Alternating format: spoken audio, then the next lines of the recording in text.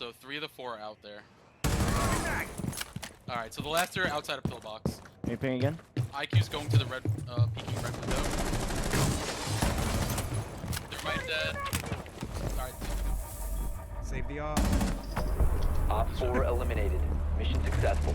Hey guys, in this video I will be teaching how to improve your aim on Siege for PC. I'm gonna get this out of the way now. This will improve your gun skill, but not necessarily your fragging ability. If you want to improve your fragging ability, that comes down to a combo of gun skill, positioning, movement, and game sense. And I plan on making videos on all those topics in the future, so let me know what you guys would like to see. Your next question is probably, why should I listen to you over all those other guides on YouTube? And to that I don't really have an answer. There are plenty of great guides out there already, and this is just what worked for me. I was a hardstuck gold for 2 years before finally hitting plat about a year ago, and just recently hit plat 1 last season. I also play comp, so I have a bit of experience with that too. If you guys care about stats, here are the stats from my main account. Now before you do anything, we need to double check the basics. Open your mouse settings within Windows, then go to the right side and click additional mouse options. Once you've hit that, you'll get a small window, and from there, go to pointer options and ensure that you've unselected enhanced pointer precision. This is mouse acceleration within Windows, and when the setting's on, it makes it nearly impossible to build muscle memory. The second thing you need to do is ensure that you have your Windows sensitivity at 6 out of 11. This means your DPI scaling is 1:1 with your monitor. Basically, your mouse won't jump around when you're making super small movements. Now we get to probably the most talked to death part of aim on PC. DPI. I personally use 400, but whatever DPI you use is irrelevant. You can change your sensitivity in game to compensate for whatever decision you make. If you want to be able to make it through Windows at a super high DPI, that's perfectly fine. What matters is what a lot of people call eDPI, which is the value you get when you multiply your sensitivity and your DPI. For instance, my DPI is 400 and my sensitivity in game is 20. With those multiplied together, you get 8000, which is my eDPI. You can play around and shoot towards whatever target you want. This is all personal preference, but I will say if you want to see quicker improvements, a lower eDPI is generally better. Think of it this way, your mousepad is your screen, and a player's head is a certain area on your screen. The lower your eDPI, the bigger the head will be on your screen. With all that out of the way, here's where you will be making your improvements. If you want to improve your aim fast, you will need an aim trainer. There's no way around it. With an aim trainer, every minute you spend in there will be completely focused on aim, versus when you're in game, there are other things going on and you aren't aiming all the time. I personally recommend Kovacs on Steam, link in the description. It's $10 and $5 on sale, and while it may not look the most flashy, it does its job very well. There is also a free option called AimLab. Hot and Cold from Dark Zero did a great job explaining his routine on there. For this guide though, I will be explaining Kovacs. A lot of people who use Kovacs have their own routine, and that's perfectly fine. However, a decent amount of these people are also practicing the wrong things. And by this, I mean they are practicing things that they are already good at. To solve this issue, I came across this text guide written by Aimer7, who does a very in-depth job explaining different routines for different types of games, and for all skill levels. The link to this is also in the description, and I recommend underestimating your ability when choosing a skill level that you're going to start at. When I first started using Kovacs, even though I have been on PC for several years, I started at sub-intermediate.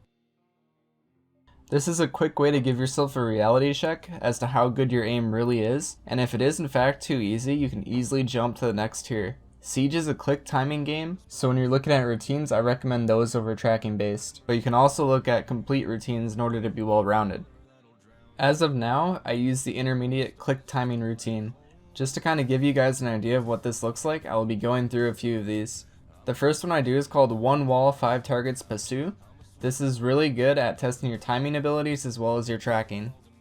It's also important to do this for as long as you feel you need. The guide gives suggestions as to how much time you should be spending on each, but take as much time as you need for improvement. Go for accuracy at first, and then speed will slowly come. The next part of my routine is called Tile Frenzy 180 Strafing 200%. This one is very similar to a lot of the other Tile Frenzies, but it does a great job of working on your timing ability. After that, it's on to pressure aiming. This will greatly help your ability to react with the hecticness that comes with Siege.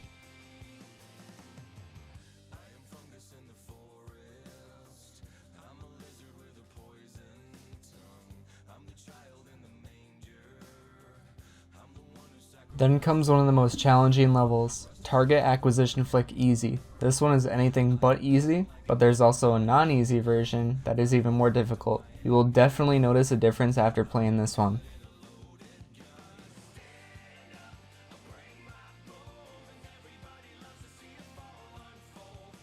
After that, it's on a vertical hand warm-up, also known as the dick map. A lot of these warm-ups only involve horizontal movement, but every so often there's an unexpected vertical gunfight, and you need to be ready for those. A good example of this is having somebody throw a nitro cell at you and having to shoot it midair. This one greatly helps with your timing and range of motion. Finally, it's onto a tracking map. For this I use Rex Strafe's Kata. There are many that are suggested within the guide, but this one is my favorite. It's also important to understand that this is the intermediate routine suggested within the guide, and this is not the starting point that most people will start at. These may or may not be instantly helpful to you because you don't have the groundwork required to benefit from it. Be honest with yourself and pick a good starting point, put in the work, and you will see improvement. It might take a week, but after that you'll feel fairly confident. After all that Kovacs, you need to do something to reinforce it in game. Many of you saw this coming and have heard it a million times, but use T-Hunt. A lot of people play T-Hunt, but end up doing it incorrectly. This is my opinion on using T-Hunt to improve your aim. For warming up, I do something a bit different. For improving your aim, I want you to think of all the different situations you run into while playing a real game. Sometimes you'll be ADS'd, and you'll have to go from target to target. Sometimes you won't have your gun up and will have to react. I suggest running through your T-Hunt as fast as possible doing different things. Sometimes I'll run through and only one tap with the pistol, re-aiming every time I miss or get a kill. Sometimes I'll run in with a pistol, stay aimed in the entire time. Sometimes I'll use a rifle and only one tap with it, and sometimes I'll go full auto. It's really up to you, and I suggest just running through different scenarios in your head. For warming up, instead of elimination, I play disarm bomb. This is really good if you want to just work on getting your fingers warmed up and getting ready to play a game, whereas elimination is really good for just practicing your overall aim and trying to improve. This really only works if you guys put in the work. There is no shortcut, and if you consistently work on this as part of your routine, you will see improvements across the board. Certain things like movement and crosshair placement will come naturally as you play more and more T-Hunt and the regular game itself. I also wanted to mention that I am part of a free coaching Discord where you can get in touch with me and get coaching sessions as well as VOD reviews from many of the coaches in there. That's it for this video though, guys. I hope you enjoyed it and let me know what you guys would like to see in the future.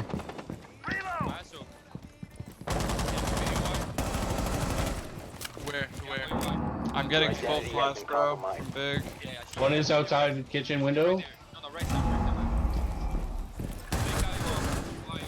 Kitchen window, there's one outside kitchen window right now, to the left of the window. You fucking shot that? Sunrise window, sunrise door, sunrise door. Gridlock is one that's alive, you're on drone. Yeah, again, yeah. 1 op 4 remaining. Last one's IQ. Friendly's victorious.